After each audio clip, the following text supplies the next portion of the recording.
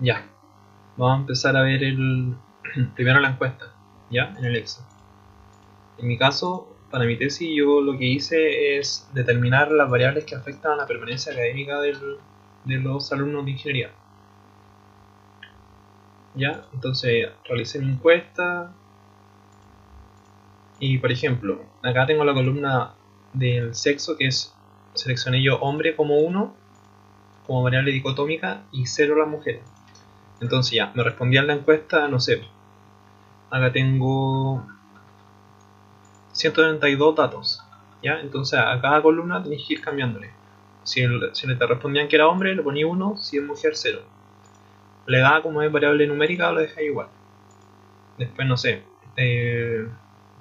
acá tenéis que separar todas las, por ejemplo, las preguntas. Yo acá tenía si el alumno estudió en colegio municipal, en particular subvencionado o en particular mientras cursaba la enseñanza media. Entonces esa era una sola pregunta, pero tenía tres alternativas. Entonces ya, por ejemplo, el primer encuestado respondió que estudió en colegio municipal. Entonces ahí va el número 1 y en particular subvencionado y particular van ceros. Siempre tiene que calzar 1, 0, 0. Siempre tiene que haber un 1 y los demás 0. ¿Ya? Por ejemplo, el segundo respondió que él estaba en colegio particular, entonces municipal 0, particular subvencionado 0, particular 1. Y así tenéis que hacerlo con todas las preguntas. Tenía un montón de preguntas. Las carreras previas, el resultado de la PSU, el año de ingreso, el año de egreso, las becas, si estudió con crédito, los exámenes de suficiencia aprobados, si tuvo cambio de malla, la asistencia a clases, si fue ayudante o tutor, la escolaridad de los padres, el ingreso familiar, si vivió con sus padres, etc. ¿Ya? Entonces todo eso tenés que meterlo en formato numérico, en 1, 0, 0, si es una variable dicotómica, y si es variable numérica en cantidad, no, pues 1, 2, 3, 4, etc. Entonces cuando tengáis todo eso, recién podéis ingresarlo al Stata. ¿Ya? En este caso, yo voy a poner el modelo ya cuando lo tuve final.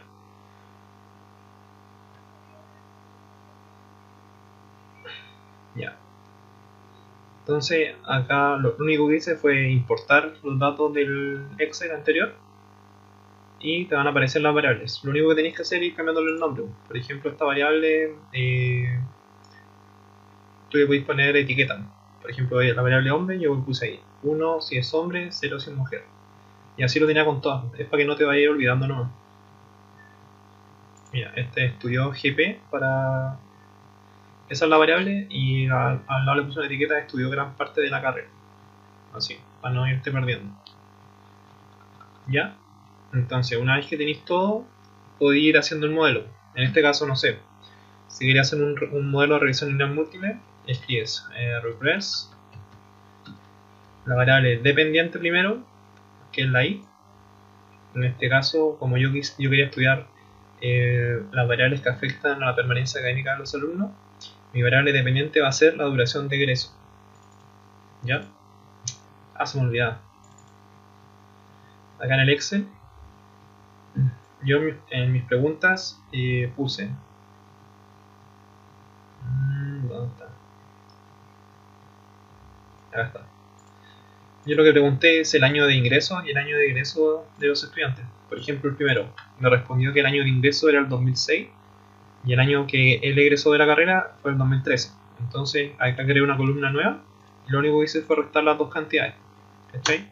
Entonces, la duración de egreso de este alumno fueron 7 años.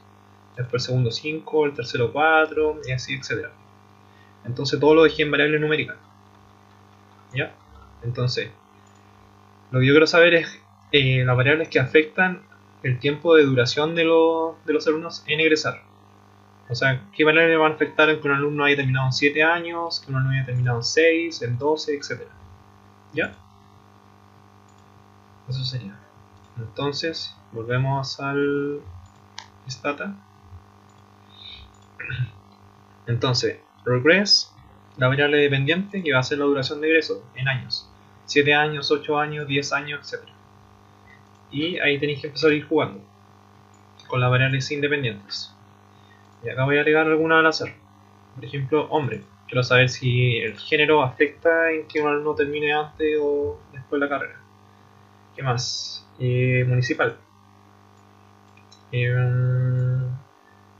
más puedo poner? Beca. Si el alumno estudia con beca, si se demora más o se demora menos que en salir. Las asignaturas reprobadas en el primer año. ¿Qué más?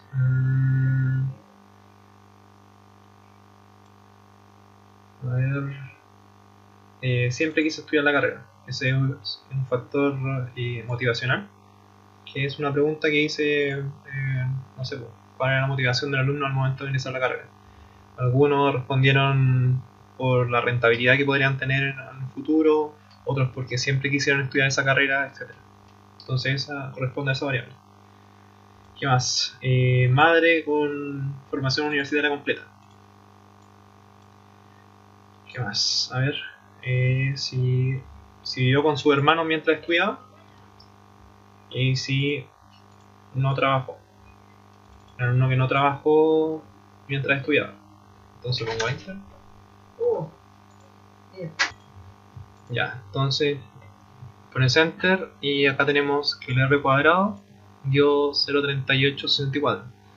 Entonces eso corresponde que un 38,64% de los datos están explicados, o sea, del modelo está explicado por las variables independientes.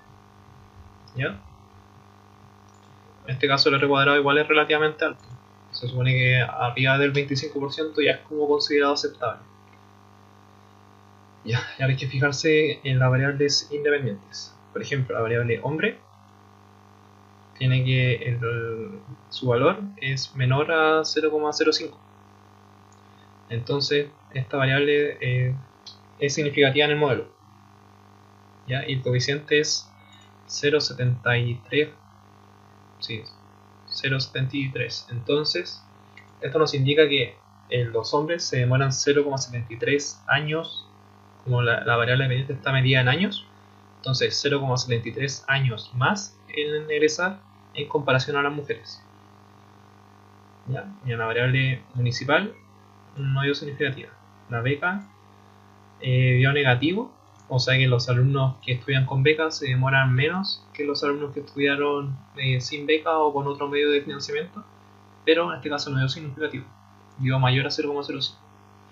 Pero ahí tenéis que ir cachando que los coeficientes sean acorde a la realidad. No te puede dar, no sé, que, a ver, por ejemplo, esta variable, la asignatura reprobada. Mira, su valor es 0,000, entonces es muy significativa.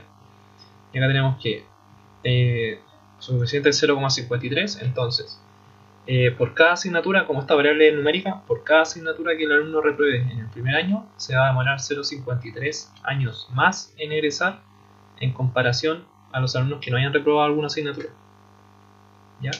Entonces esa variable tiene lógica con la realidad. No te podría dar negativo acá, así como, no sé, en un alumno que reprobó un ramo en el primer año, termina antes la carrera que un alumno que no lo reprobó. ¿Cachai? Porque igual como son tantos datos los que están recopilados, pueden haber casos excepcionales. No sé, un alumno que haya reprobado 3 asignaturas en el primer año que terminó antes que uno que no reprobó en ese año. Pero son los mínimos, ¿cachai? Entonces, como acá tenemos una población, se tiene la tendencia de que los alumnos que reprueban asignaturas en el primer año se van a demorar mucho más que los que no reprueban. Entonces, ese es un dato que tiene concordancia, ¿cachai? Ya, el siempre quise no es significativo, este tampoco y este tampoco. Entonces al final tendréis solamente dos variables significativas, la asignatura reprobada en el primer año y la variable hombre. El R cuadrado, como dije anteriormente, 38, que igual es considerado aceptable. Y bueno, ahí tendréis el modelo. Después tenéis que, para ver si los datos están bien calculados y todo eso, tenéis que comprobar los supuestos de Gauss-Markov. ¿Ya? ¿Cuáles son estos? Que haya linealidad de los parámetros, que sean independientes, que haya homocedasticidad, que sean normales, que estén distribuidos de manera normal. ¿Qué más era? Era que exista multicolinealidad. No, mentira. No tienen que ser colineales. Sí, tiene que existir ausencia de multicolinealidad. Entonces, ¿cómo vamos a empezar a hacer esto? Primero, para el primer supuesto, que es la linealidad, para que esta ocurra, la variable dependiente tiene que ser una combinación lineal entre las variables independientes y los residuos.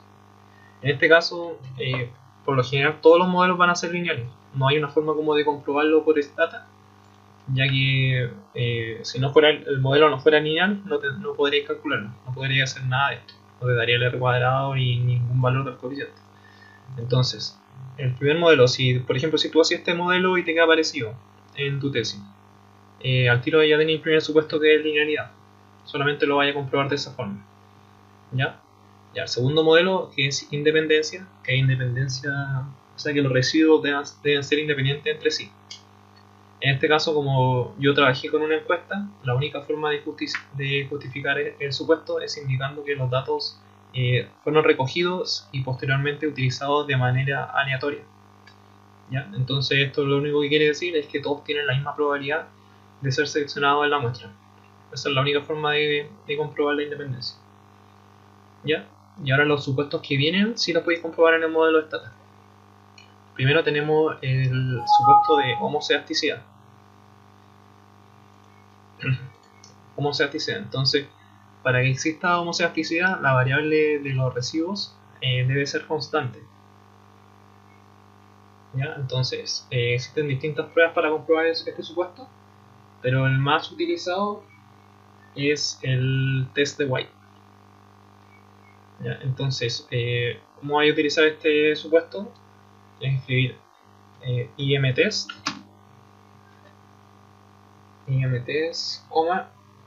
white. Ya, ahí te arroja los valores. Te dice que el... ¿Cómo se llama?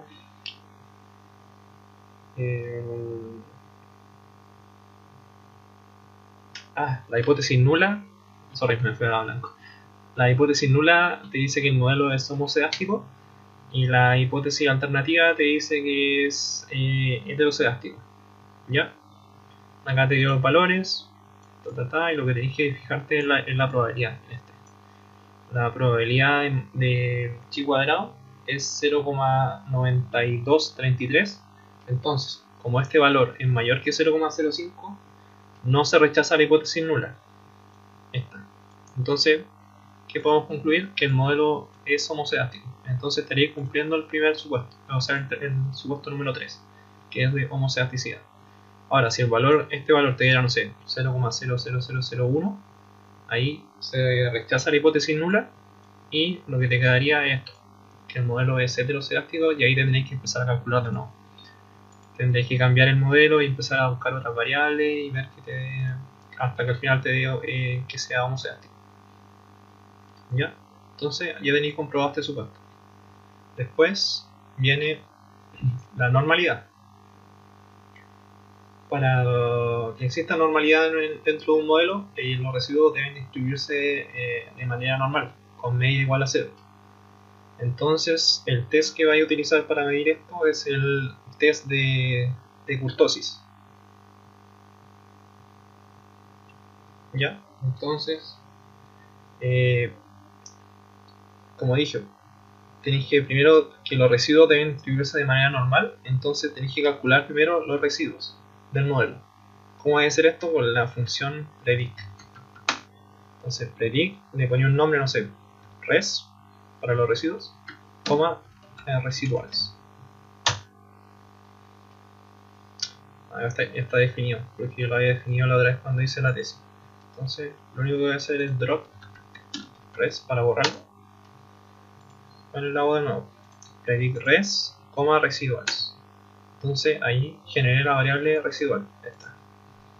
¿Ya? Entonces ahí tenéis definido los residuos del modelo.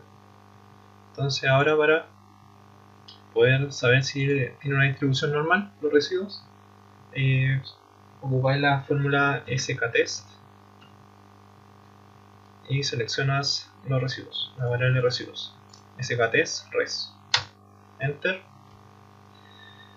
Y tenemos que la kurtosis es 0,0000 y la probabilidad es 0,000 igual. Entonces, como este valor de la probabilidad es menor a 0,005, rechazamos la hipótesis nula y decimos que el modelo no es normal. ¿Ya? En este caso, para poder comprobar, siempre el valor de la probabilidad tiene que ser mayor a 0,05 para que podáis no rechazar la hipótesis nula y decir que el modelo es normal. Porque en este caso, cuando lo definís de esta forma, es igual que arriba, que el h sub 0, que es ¿cómo se llama? La hipótesis nula, va a tener que es normal, que existe normalidad en los residuos, y la alternativa es que no existe normalidad en los residuos. ¿Ya? En este caso dio 0,00, entonces no se rechaza la hipótesis nula, o sea, se rechaza la hipótesis nula que diga, y tienes que el modelo no es normal. ¿Ya? Otra forma de ver esto es mediante el histograma de los residuos, histograma res.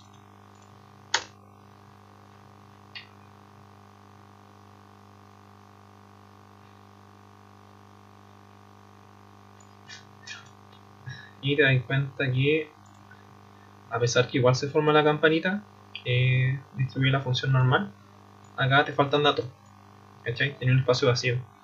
Entonces con eso al tiro te das cuenta que el modelo no cumple una distribución normal. ¿Ya? Tendrá que ser, no sé, hasta acá. Y ahí podría ser que sea normal. Pero si fuera hasta acá te cambiaría el valor y en volada podría ser mayor a 0,05. Entonces recién podríais decir que el modelo cumple la función de normalidad. Entonces, como en este caso no la cumple, tenéis que seguir jugando con las variables hasta que te dé normal. ¿Ya? Ya, pero voy a seguir haciéndole el supuesto de que sí dio normal. Entonces, lo único que te faltaría es el último supuesto, que es de que las variables no estén correlacionadas. ¿Ya? Entonces, una forma de medir la multicollinearidad de las variables es mediante el factor de la impresión de la varianza. ¿Ya? Eso se hace con la función BIF. Entonces escribe BIF, Enter. ¿Ya? La única regla para esta función es que el factor, o sea, en este caso el factor se dice que existe multicollinealidad si la media de todos los BIF, que es este valor, la media de todos los BIF es mayor a 10, o si individualmente alguno de estos valores del BIF también es superior a 10. En este caso son todos 1.12, 1.09, etc. Y la media también es 1,08. Entonces, concluimos que en este modelo no existe colinealidad entre las variables independientes. ¿Ya? Y eso sería todo. En este caso, el único problema que tuvimos es que el modelo no cumplió el supuesto de normalidad. ¿Cachai? Entonces acá tenéis que volver a hacer el modelo. A lo mejor podéis ingresar más variables o cambiar alguna. Y eso, tienes que empezar a hacer todo de nuevo.